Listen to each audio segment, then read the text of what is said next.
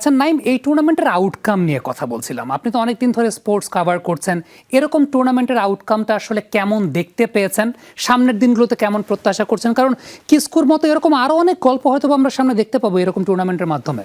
এরকম এর আগে যেই ইভেন্টগুলো আমরা দেখেছি, আপনিও একসময় মাঠে কাজ করছেন, এখনো করেন, ম্যাক্সিমাম কিন্তু আসলে হারিয়ে যায়।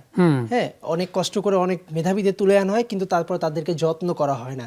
কিন্তু এবার আসলে কমিটেড যে তারা যারা নতুন কুড়িতে ৩১০ জন মেধাবী পেয়েছেন তাদেরকে দুইভাবে ট্রেনিং করবেন। নাম্বার 1 হচ্ছে প্রথমে 2 মাস বিকেএসপিতে ট্রেনিং করানো হবে, তারপর যারা আরও ভালো করবে তাদেরকে সরাসরি কিন্তু তার সংশ্লিষ্ট ডিসিপ্লিনে ভর্তি করিয়ে দেওয়া হবে এবং তারপর তারা প্রশিক্ষণের মধ্যে থাকবে, একসময় তো দেশের প্রতিনিধিত্ব করবে।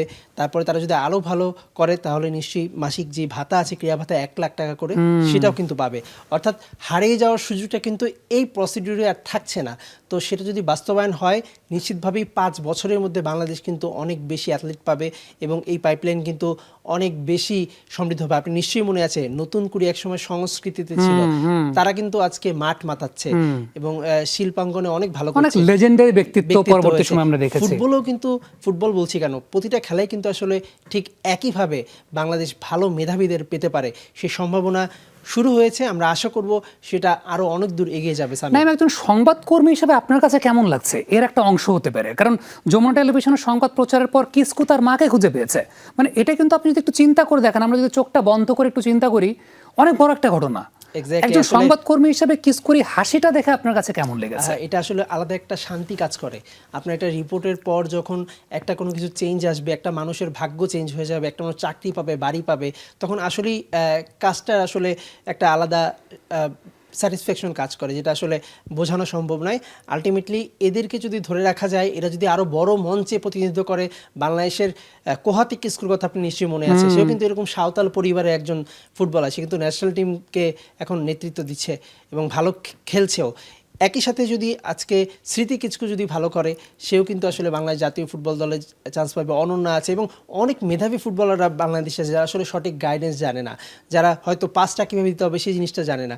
সেই জিনিসগুলো যদি ঠিকভাবে কোচিংয়ের মাধ্যমে শেখানো হয়, নিশ্চিতভাবেই বাংলাদেশ এশিয়াতে দাপট দেখাতে পারে। বাংলাদেশ এখন দক্ষিণ এশিয়ার রানার্স আপ, গত 2 বার নারী ফুটবলে চ্যাম্পিয়ন ছিল। আশা করি সামনে এশিয়াতে দাপট দেখাতে পারবে বাংলাদেশ। গভর্নমেন্টের যে ডিরেক্ট কন্ট্রিবিউশনের জায়গাটা, নাইম, এরকম কিন্তু খুব বেশি আসলে দেখা যায় না। এই যে একটা সংবাদ প্রচারের পরে, আমরা এর আগেও দেখেছিলাম যে যমুনা টেলিভিশনের মাধ্যমে সংবাদ প্রচারের পরে দেন ক্রীড়া মন্ত্রণালয় সেখানে একটা উদ্যোগ গ্রহণ করেছে। এই কোলাবোরেশনটা আপনার কাছে আসলে কেমন লাগে, যে গভর্নমেন্ট স্বপ্নদিত হয়ে তারা সেই জায়গাটা একদম প্রত্যক্ষ তত্ত্বাবধান করছে? বেসিক্যালি উই হেল্প ইচ আদার।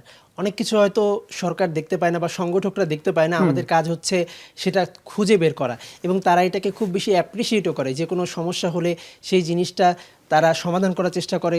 আমরা যে জিনিসগুলো খুঁজে বের করি সেই জিনিসগুলো হচ্ছে তারা যথেষ্ট মানে গুরুত্ব সহকারে দেখে এবং অ্যাপ্রিসিয়েট করে। যার একটা অন্য উদাহরণ হচ্ছে গিয়ে এই কিস্কুর ঘটনা। এবং অনেকেই বলতে পারে কিস্কু পেলো বাকিরা কেন মানে পায়নি, কিন্তু মোটেও সেটা না।